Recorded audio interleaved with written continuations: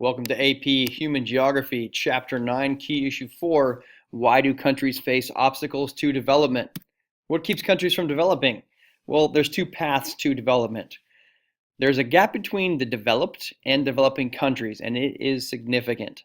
Poor countries lack what rich countries take for granted, such as safe drinking water, electricity, and paved roads. These two different paths. Number one is self-sufficiency.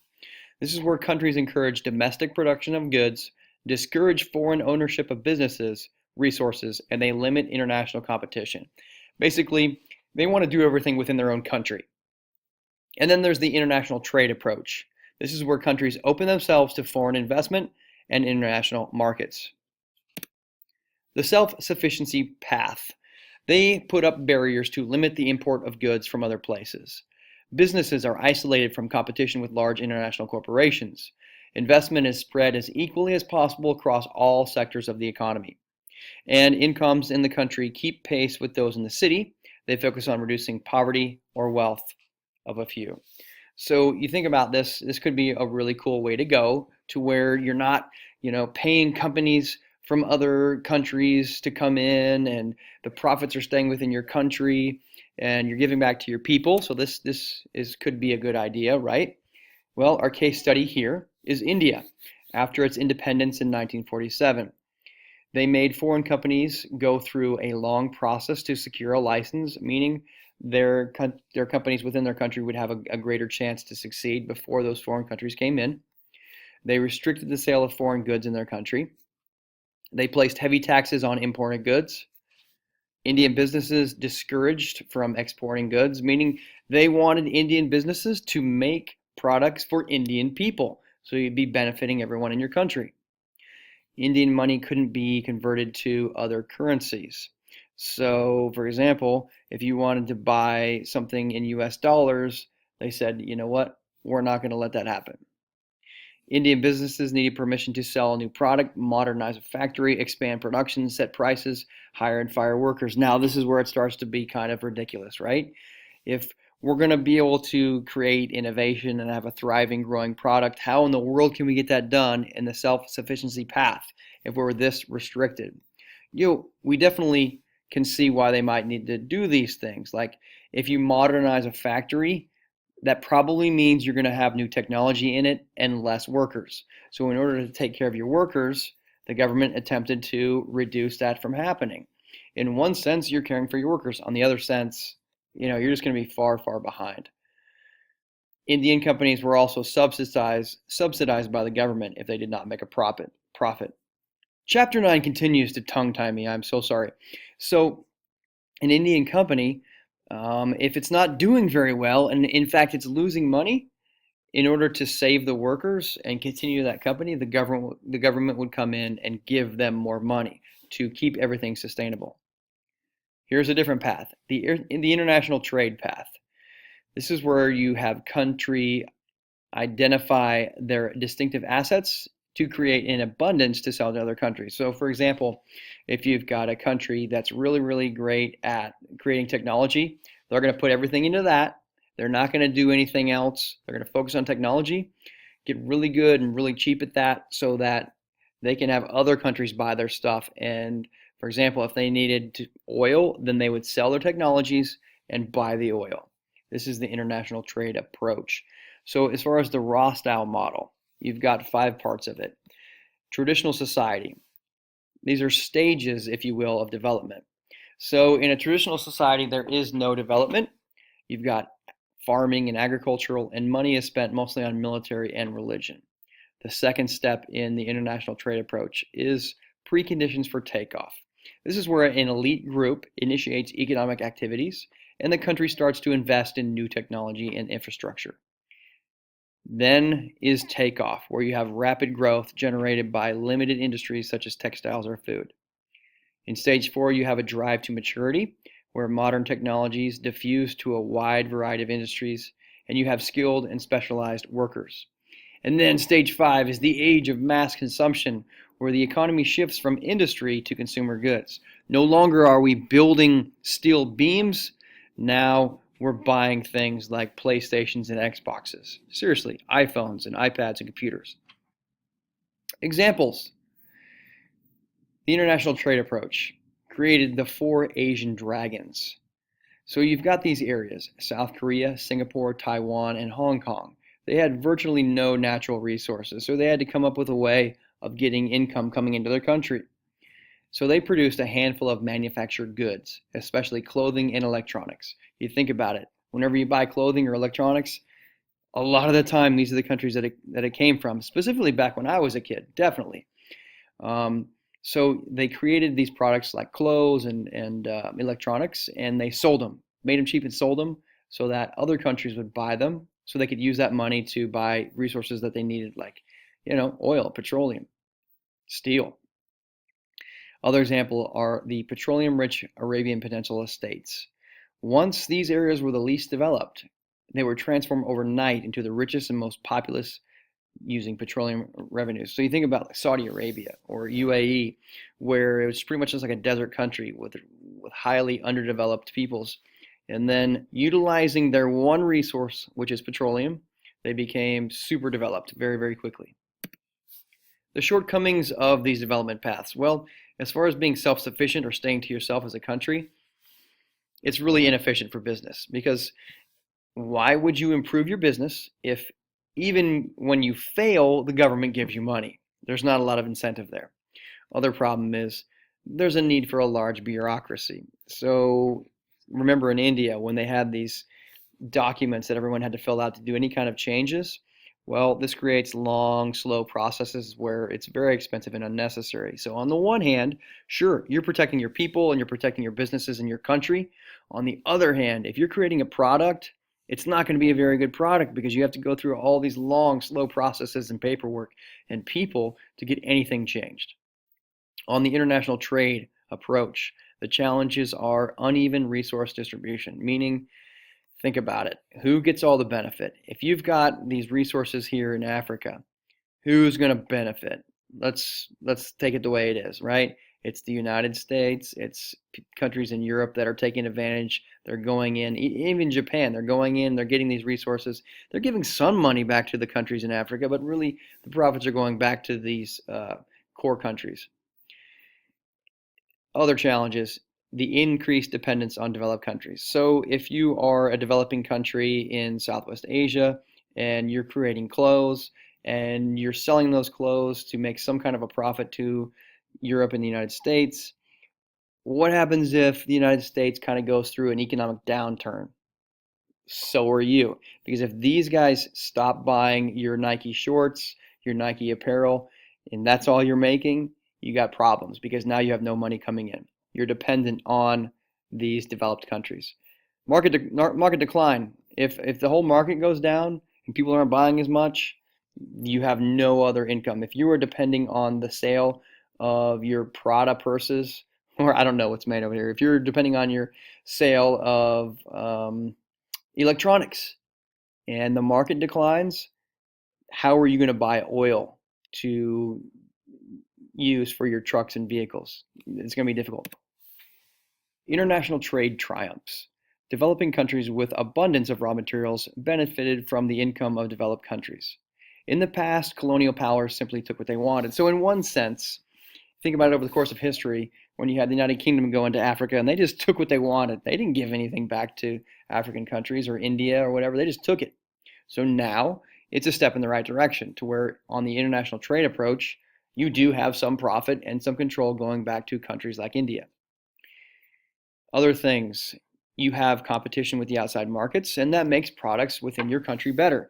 If you have two products in your country, like a purse, for example, if you have one purse which is made in your country and one purse which is made from an outside country, and the purse in the outside country is cheaper and better quality, guess what your citizens are going to buy? So your country's company that makes the purse has to get better. So competition in that sense is healthy. Consider India in the 1990s after switching from self-sufficiency to the international trade model. Foreign countries came into India and set up factories. They lifted the import-export tariffs. Monopolies were eliminated, meaning there was healthy competition, and Indian companies improved. So the international trade seems to be a really good way to go. I mean, It's kind of one perspective here that's written by Rubenstein and the creators of our textbook. But from this perspective, it seems like international trade is great. And in fact, you can see India here on the graph where their per capita change is going up and up and up. I mean, in one sense, I guess it is a lot higher here. But, you know, international trade does allow for healthy competition and the free movement of goods and services. The World Trade Organization, it was formed in 1995, created to promote international trade. It works to reduce barriers by negotiating the idea of eliminating quotas and tariffs, as well as stopping restrictions on movement of money by banks, corporations, and wealthy individuals. It enforces agreements between countries, and it protects intellectual property. So what the World Trade Organization does is it says, okay, countries, we want you to remove all of the barriers. We want to do free trade, and we want to communicate, and we want to allow money to move freely, which is good. But at the same time, if you've got a country that is benefiting from this free trade of goods and services and a country where resources are being taken, then it becomes a problem. And in fact, you can see protesters here in South Korea who are against the World Trade Organization because they argue it's anti-democratic because the decisions promote large corporations rather than poor people. And this compromises the sovereignty of individual countries.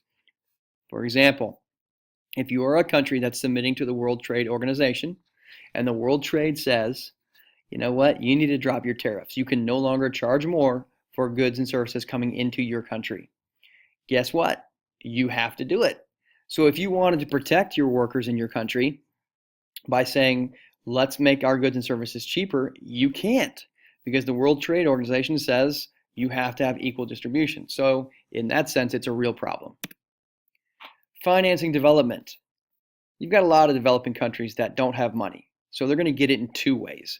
Number one is a foreign direct investment. This is an investment made by a company in the economy of another country. This commonly happens to be a transnational corporation. So you've got a company, say it's Walmart. They come in to a country in South America and they're like, all right, we're going to invest in your country. We're going to build infrastructure. We're going to create a lot of our distribution centers where you guys are selling bananas and fruits and all that stuff. And we're going to spend a lot of money here. So in a sense, that's a good way for their people to be developed. The other way is through loans. And two places that countries can get loans is from the World Bank and the International Monetary Fund. Again, it's just like being a person in debt here in the United States. If you come out of college and you owe money to your college, you have to pay it back. If you go to buy a house in the United States, you have to pay it back.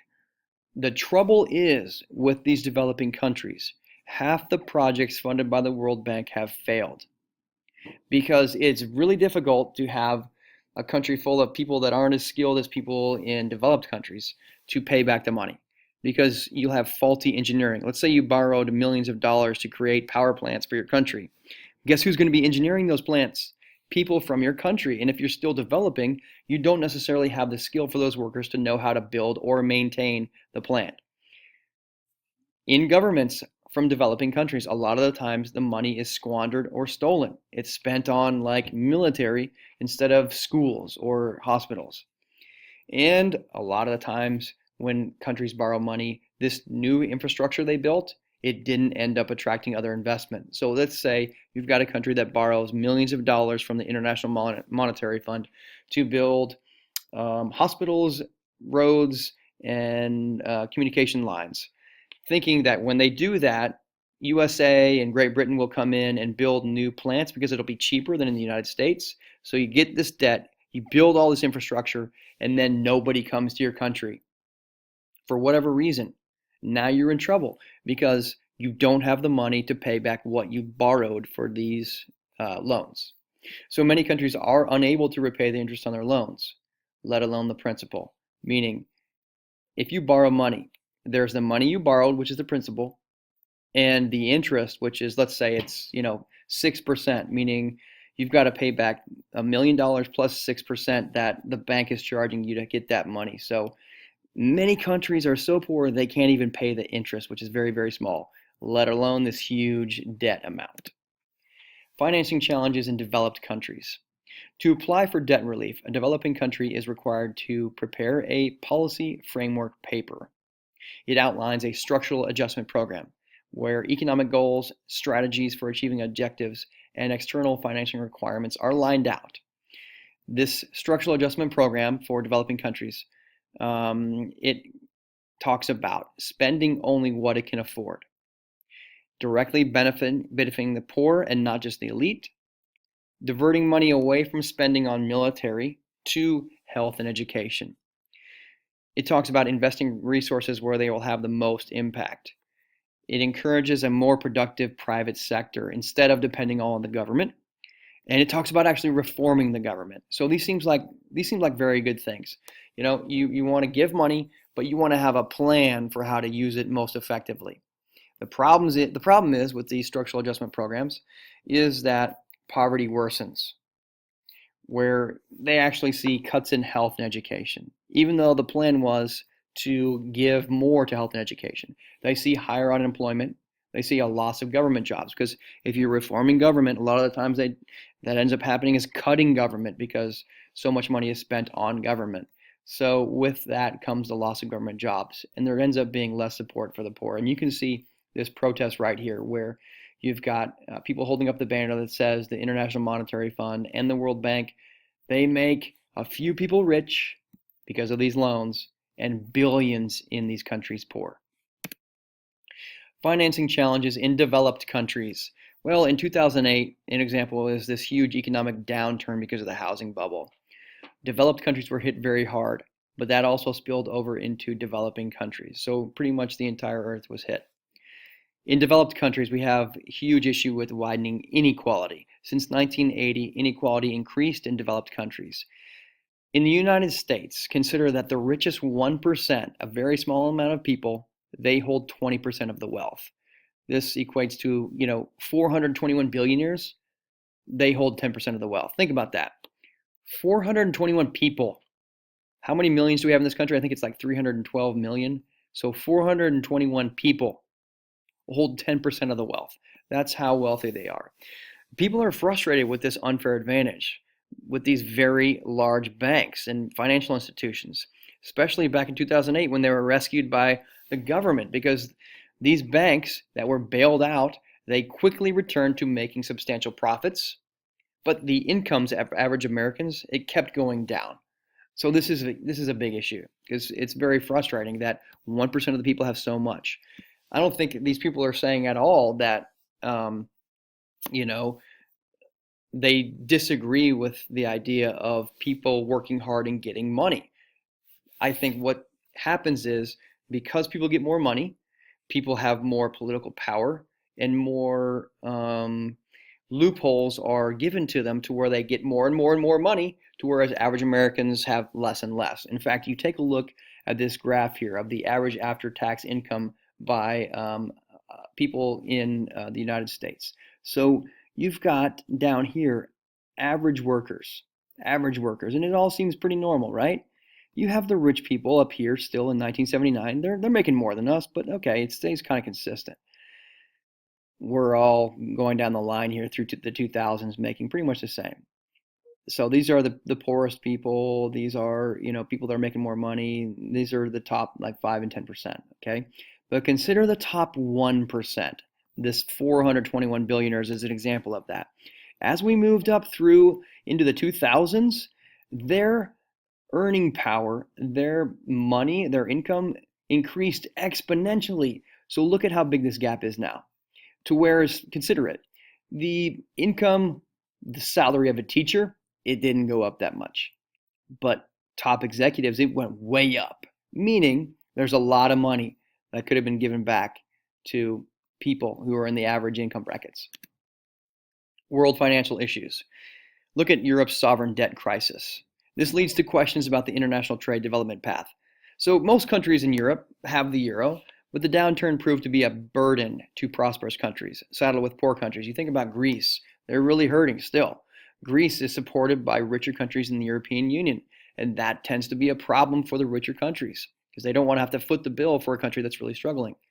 Germany had a strong economy producing cars and electronics. They were higher quality and lower cost than in Italy. But because both were in the European Union and both had the euro, Italy had no way of competing economically. Like they couldn't increase their euro because it was the euro and it was used throughout the continent of Europe. So because they're within the euro, there's nothing they can do.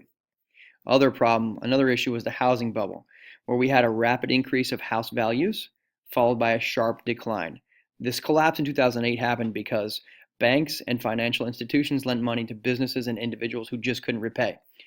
The housing market was so huge, housing was, so expensive, and people were giving out loans like crazy. And then they started to see that people couldn't actually afford their loans, and people couldn't pay it, and so everything crashed.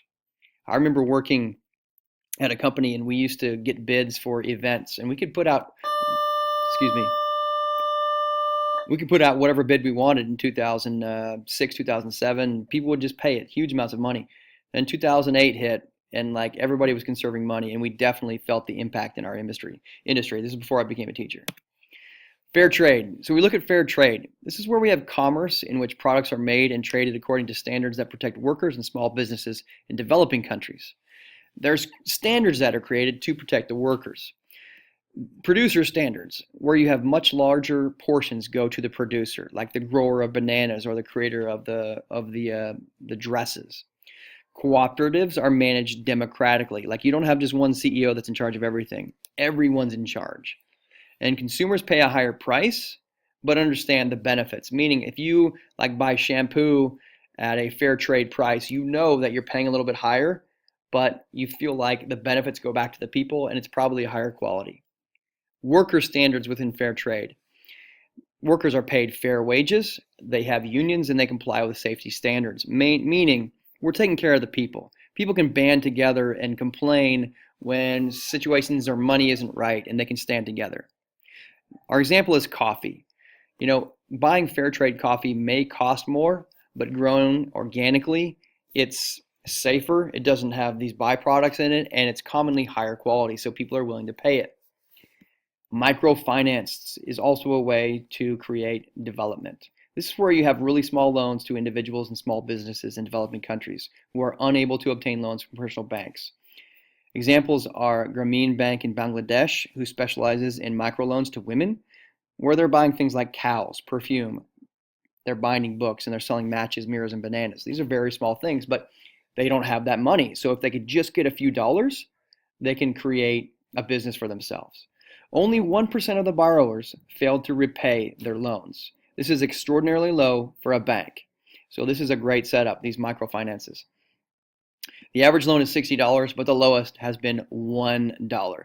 Think about what $1 could do for these people starting their own businesses in these countries. So we're making progress in development. The infant mortality rate, this is the gap between developed and developing countries, has narrowed since 1980. So in developed countries, it's dropped from 17 to 6. And in developing countries, the mortality rate for infants has dropped from 107 all the way down to 44. So we are making progress. Life expectancy increased by 8 years, but it also increased by 8 years in developed countries as well. So that's good because life expectancy is going up everywhere, but the gap just didn't decrease between the both. So we are making progress there. The GNI per capita, this is the gap in wealth between developed and developing countries. It's widened because we see the GNI in developed countries increasing from 20 to 33,000. You've got it going way up in developing countries. It's increasing from 1,000 to 5,000, but look, it's still a huge, huge gap there. So we are making progress as far as developing everywhere, but we still have these gaps. So our Millennial Development Goals. The United Nations, to reduce disparities between developed and developing countries, has set 8 goals. Number 1 is to eradicate extreme poverty and hunger. Number 2 is to achieve universal and primary education. Number 3 is to promote gender equality and empower women. Number 4 is to reduce child mortality. Number 5 is to improve maternal health. Number 6 is to combat AIDS and other diseases. Number 7 is to ensure environmental sustainability. And number 8 is to develop a global partnership for development. Now look, all of these sound really, really good, and of course they are. My only caution is, as a teacher of AP Human Geography and an individual, is that be very careful about giving away our sovereignty as a nation to the United Nations, because if we allow the United Nations to make laws about our country, then we lose our ability to govern ourselves. So be very careful of that. And that honestly could get me in trouble as a teacher, but I put that caveat out there because all of these things sound very, very important. We just want to make sure that we maintain our freedom and do them the right way. Core and periphery, the world systems theory. We're going to finish it up with this. This is the relationship between developed and developing countries as depicted by Wallerstein, a US social scientist. What he saw was an increasing unified world economy where developed countries are at the inner core and developing countries occupy the peripheral. So here's the inner core of developed countries. They're taking all the wealth and it's all being stolen from the periphery countries right here. This is uneven development where you've got countries at the core, they benefit at the expense of countries in the periphery. That's our school bell, I apologize there. So the interesting thing about this map here of the core and periphery is that Rubenstein states that it is an unorthodox projection. It's unorthodox because guess what? It is the azimuthal projection. It is the flat earth. That's right. It's interesting because Rubenstein makes sure to state 3 times that it's unorthodox, and yet he still uses it. So I won't go into the rest of that today. But here it is. These countries are benefiting. These countries in the periphery are getting resources and everything taken from them. That's the idea of Wallerstein's world systems theory. That's key issue 4 of chapter 9.